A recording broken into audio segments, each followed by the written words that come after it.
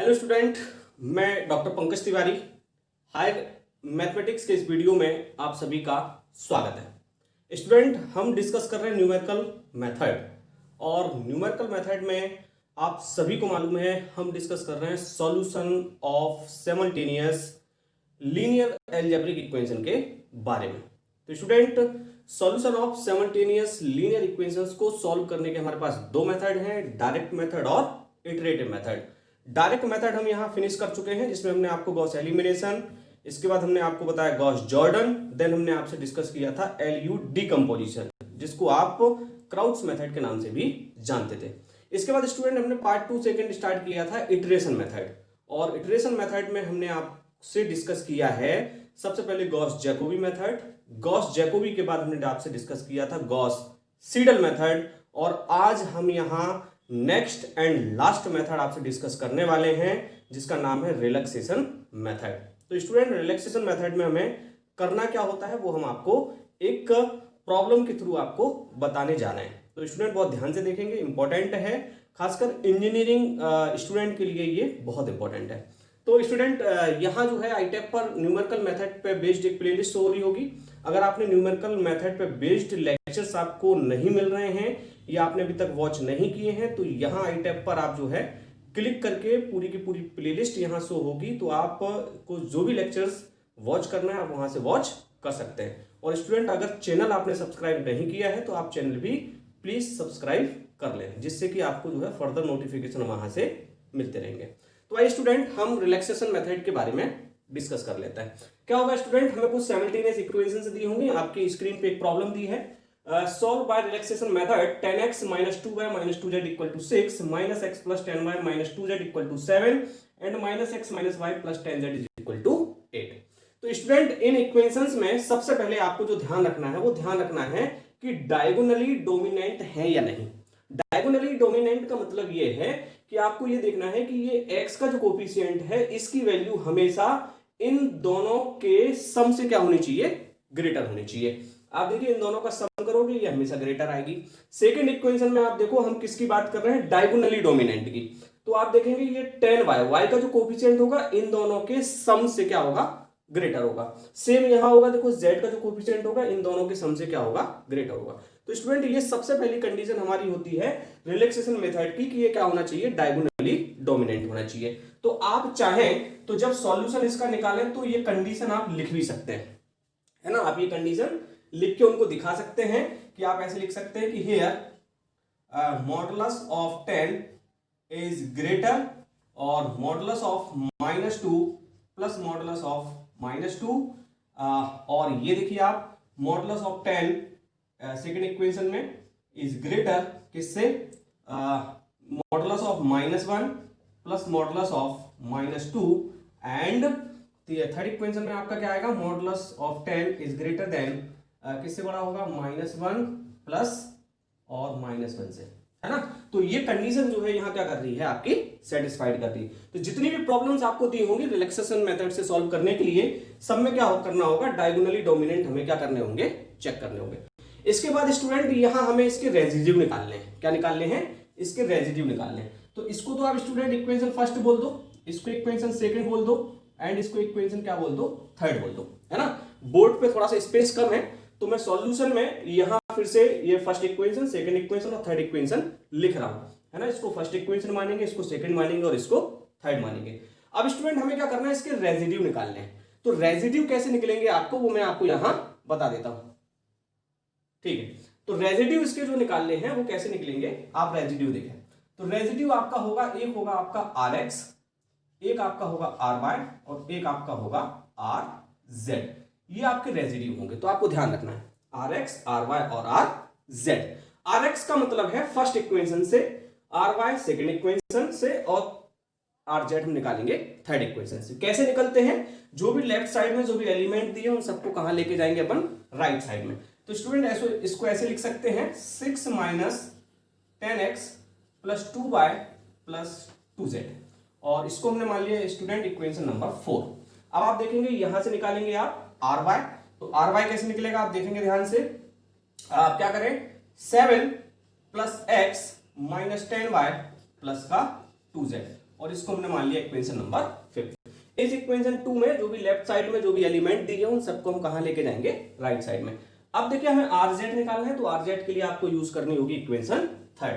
तो इक्वेशन 3 से क्या निकलेगा, 8 प्लस का x और प्लस का y माइनस का tan z, and this is called equation 6। ये आपकी इक्वेशन 6 कहलाएगी। अब स्टूडेंट हमें क्या करना होता है, यहाँ एक टेबल बनानी होती है। क्या बनानी होती है, एक टेबल बनानी होती है, और उस टेबल को हम कहेंगे इंक्रीमेंट टेबल। क्या कहेंगे, इंक्रीमेंट टेबल। तो टेबल कैसे बनेगी वो हम आपको यहां बता देते हैं। तो ये होगी आपकी इंक्रीमेंट टेबल, और स्टूडेंट इंक्रीमेंट को यहां हम डेल से रिप्रेजेंट करते हैं, आपने पढ़ा होगा, है ना। इंक्रीमेंट क्या होता है, डेल। जैसे x में इंक्रीमेंट तो x प्लस डेल x, है ना। तो हम क्या कर रहे हैं, यहाँ इंक्रीमेंट टेबल बनाएंगे, है ना। तो इंक्रीमेंट के बारे में हम आपको समझाएंगे जैसे हमें यूज करना है। तो यहाँ इंक्रीमेंट जो होगा वो आपको सबसे पहले एक इंक्रीमेंट करना है, देखो इसके लिए, x के लिए, फिर इंक्रीमेंट करना है आपको y के लिए, फिर इंक्रीमेंट करना है आपको z के लिए।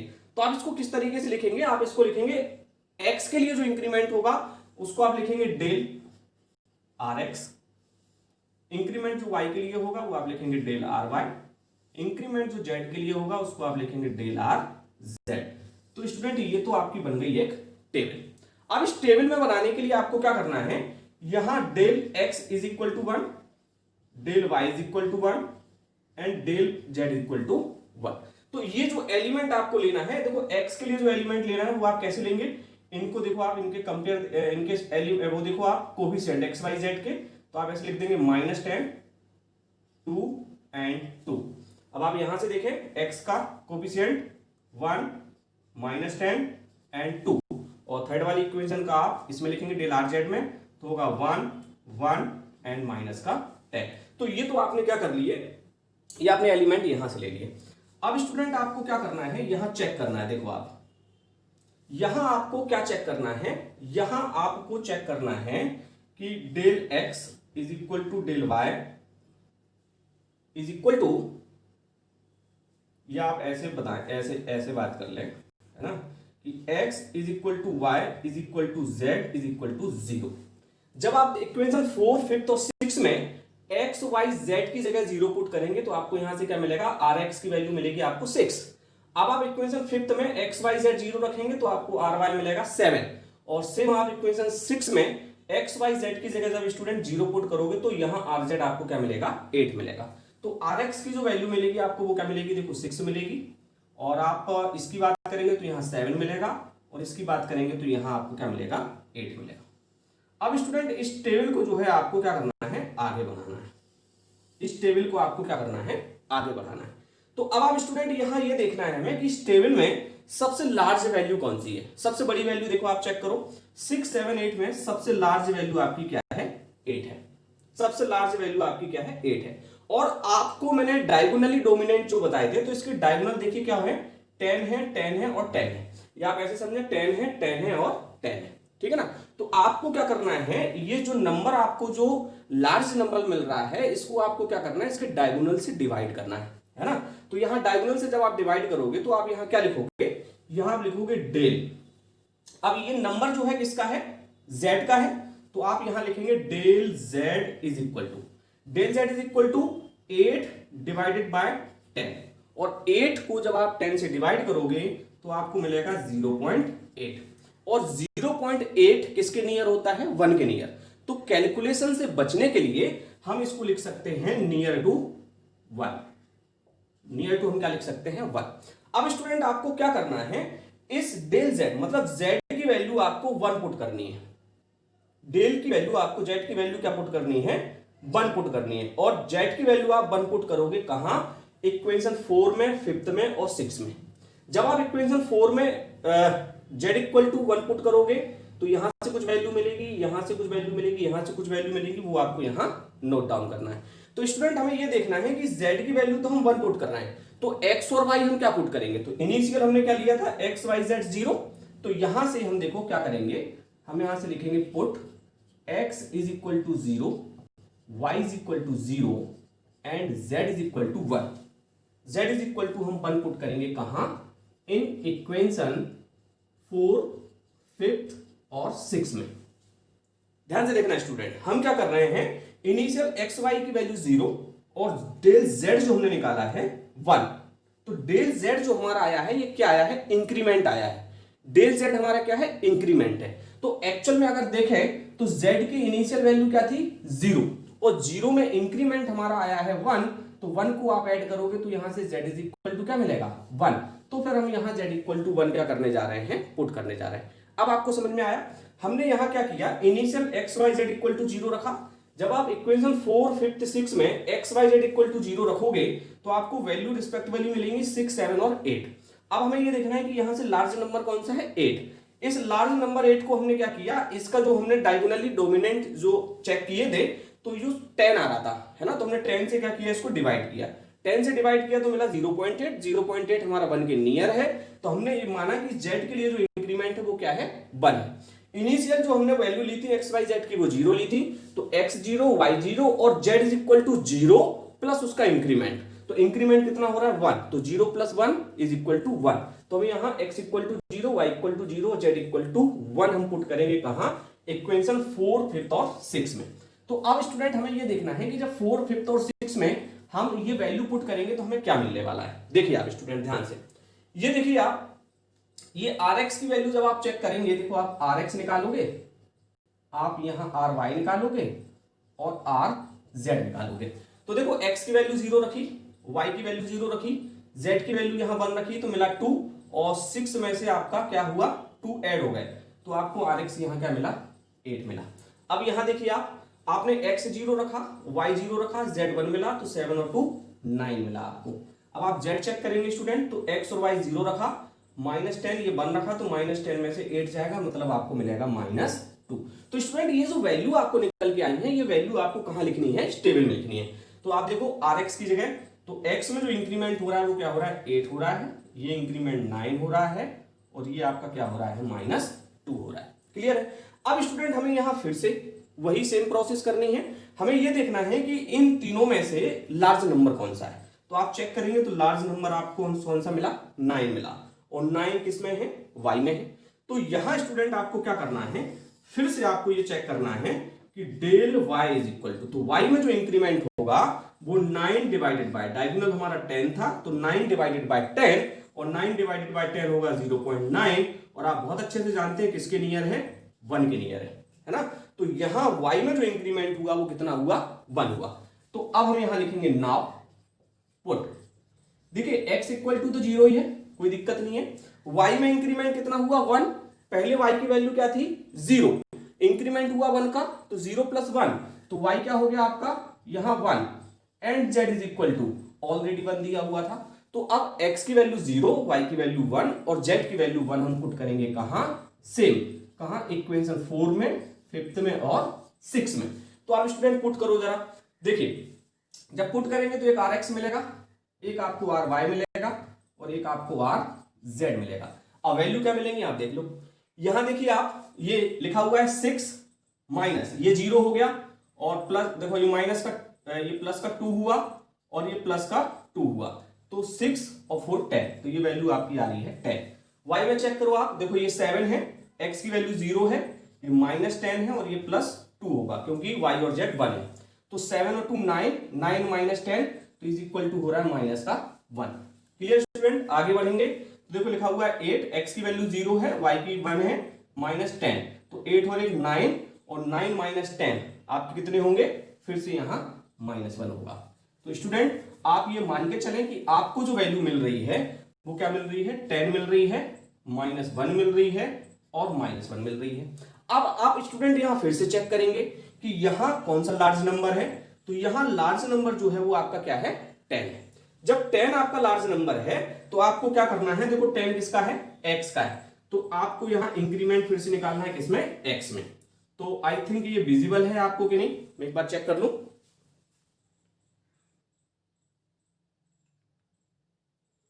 चलिए, तो ये यहां विजिबल नहीं है, तो मैं बाकी की चीजें यहां नोट कर देता हूं, है ना। इस टेबल को जो है मैं यहां कंटिन्यू कर रहा हूं, है ना। तो टेबल में हमारे 3 पोर्शन है, एक पोर्शन ये है, 4 पोर्शन, एक पोर्शन ये है, एक पोर्शन ये है और एक पोर्शन हमारा ये है, ठीक है। तो यहां स्टूडेंट देखो लार्ज नंबर हमारा 10 है, तो अब हमें जो निकालना है वो क्या निकालना है, डेल x निकलेगा। क्योंकि ये x का एलिमेंट है, x में इंक्रीमेंट हो रहा है। तो देखो यहां लिखा हुआ है 10 और 10 को डिवाइड करेंगे किससे, 10 से, तो ये निकल रहा है 1.0 या 1 निकल रहा है ना। तो डेल x, तो x में इंक्रीमेंट कितना मिला, 1 मिला। देखिए हमने इंक्रीमेंट चेक किया लार्ज नंबर से, यहां इंक्रीमेंट हो रहा था z में, यहां इंक्रीमेंट हो रहा था आपका किसमें, y में, या इंक्रीमेंट हो रहा है आपका x में।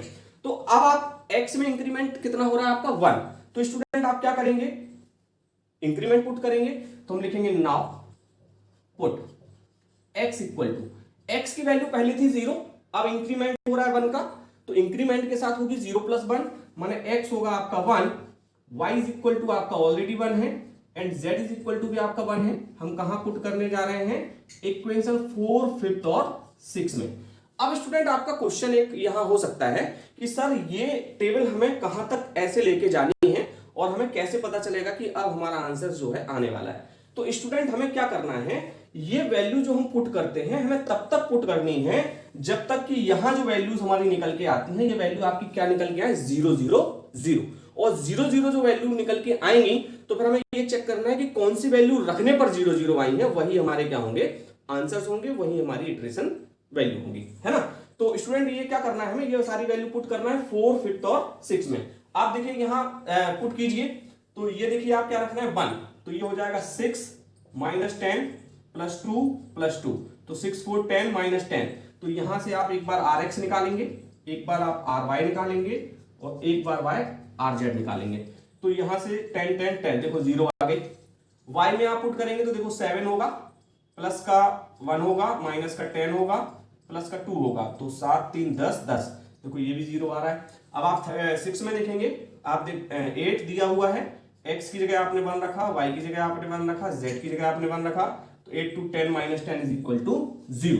तो देखिए स्टूडेंट अब आपको क्या मिला कि जब x में इंक्रीमेंट हो रहा है तो वैल्यू आपकी क्या आई है यहाँ 0 0 0, और मैंने आपसे कहा था कि इस टेबल में जो इंक्रीमेंटेड वैल्यू जो हमें 0 0 आ जाएंगी, समझ के चलेंगे कि अब हमारा आंसर जो है हमें मिल चुका है। तो स्टूडेंट 0 0 0 क्या रखने पे हमें मिलता है, x = 1, y = 1 एंड z = 1 रखने पर। तो हम यहां लिखेंगे here x = y = z = 1, this is the required solution. यही हमारा क्या होगा स्टूडेंट, यहां रिक्वायर्ड सॉल्यूशन होगा।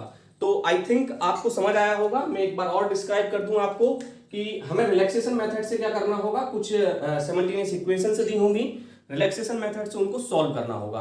तो सबसे पहले हमें एक कंडीशन यहाँ चेक करनी है, वो होती है हमारी डायगोनली हमारी क्या होनी चाहिए, डोमिनेंट होना चाहिए। तो डायगोनली डोमिनेंट का मतलब ये है, ये देखिए फर्स्ट टर्म है, तो इस फर्स्ट टर्म की वैल्यू हमेशा इन दोनों की सम से बड़ी होनी चाहिए। अब यहाँ देखिए ये सेकंड टर्म y का कोफिशिएंट की वैल्यू जो है इन दोनों के सम से ग्रेटर होनी चाहिए। अब ये z का जो कोफिशिएंट है इन दोनों की वैल्यू ये xy के कोफिशिएंट से ग्रेटर होनी चाहिए।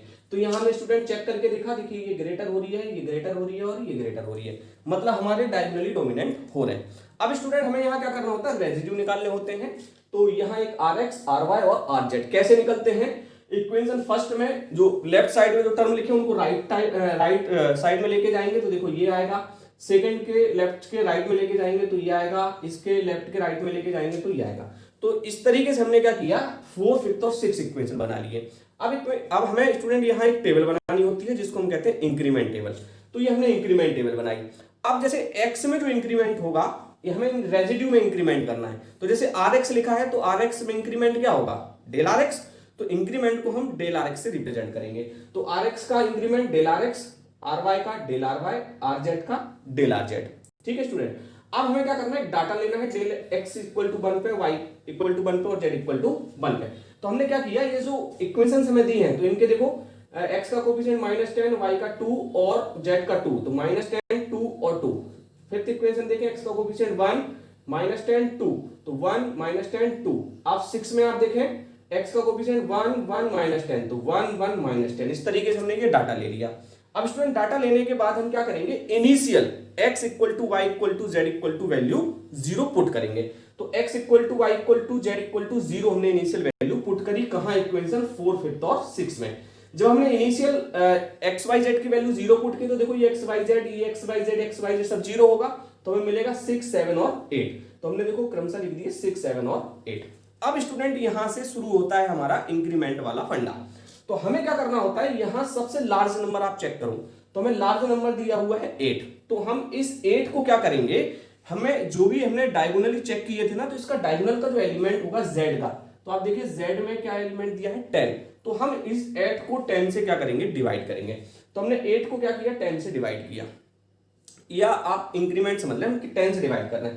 8 को हमने 10 से क्या किया, डिवाइड किया। जब 8 को 10 से डिवाइड किया तो हमें मिला 0.8, और 0.8 कैलकुलेशन से बचने के लिए, कैलकुलेशन थोड़ी सी इजी करने के लिए हम 0.8 को नियर टू 1 कह सकते हैं, तो हमने 0.8 को नियर टू 1 लिखा।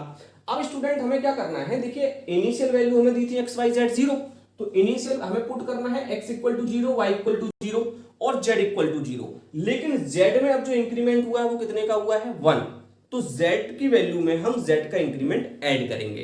तो z इनिशियल 0 था, उसका इंक्रीमेंट 1 ऐड करेंगे तो क्या होगा, 1 होगा। तो देखो z इक्वल टू 1 हम पुट करेंगे इक्वेशन 4, 5 और 6 में, तो यहां से rx, ry और rz की हमें क्या मिलेंगी, वैल्यू मिलेंगी।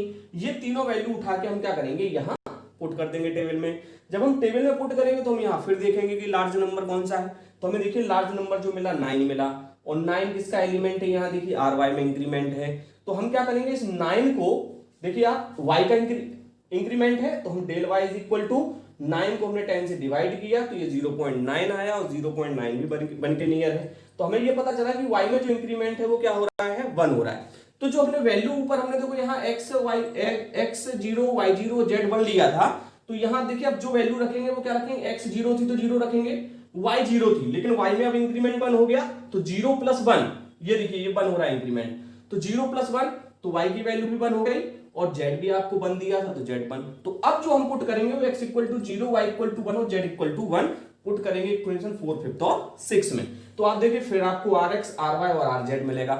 अब ये वैल्यूज हम फिर उठा के कहां रखेंगे, अपनी टेबल में, तो देखो 10 -1 हमने फिर उठा के रखा। अब हम फिर चेक करेंगे लार्ज नंबर, तो लार्ज नंबर हमने देखा 10 मिल रहा है, और 10 जो है किसमें इंक्रीमेंट है, x में, तो x में इंक्रीमेंट है, तो हम यहाँ देखो टेबल यहाँ शायद विजिबल नहीं है तो मैं टेबल यहाँ लिख रहा हूँ।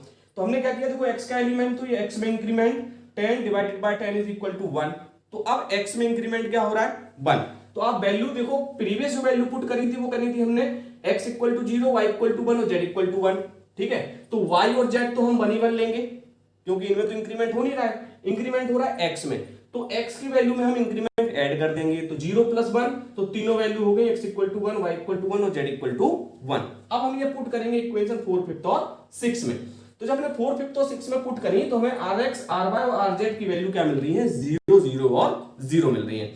तो स्टूडेंट रिलैक्सेशन मेथड में हम क्या करते हैं, जब हमें rx, ry और rz की वैल्यू 0 मिल जाती है वहां तक हमें सॉल्व करना होता है। तो ये 0, 0 मिल चुकी हैं, तो हम यहीं तक इसको क्या करेंगे, सॉल्व करेंगे।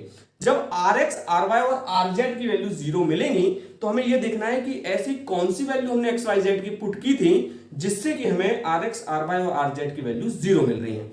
तो हमने ऊपर देखा कि x equal to, y equal to, z equal to जब 1 हमने पुट किया था तब हमें ये वैल्यू 0 मिली थी, तो 1 जो हमने पुट किया था वही हमारा क्या होगा, आंसर होगा।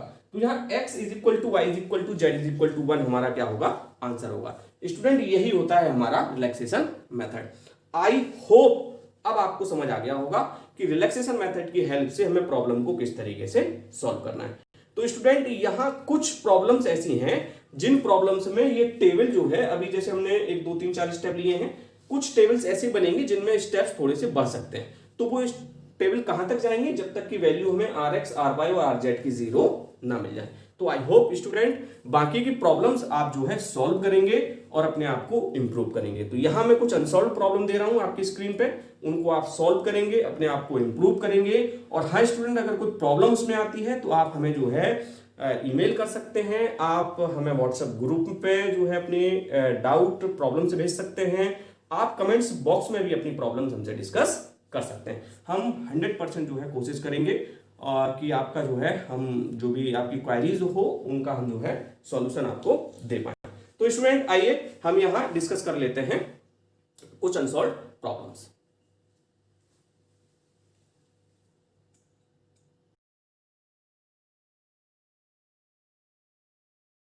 ये दो प्रॉब्लम दी है आपकी स्क्रीन पर, आप इसका स्क्रीनशॉट ले लें।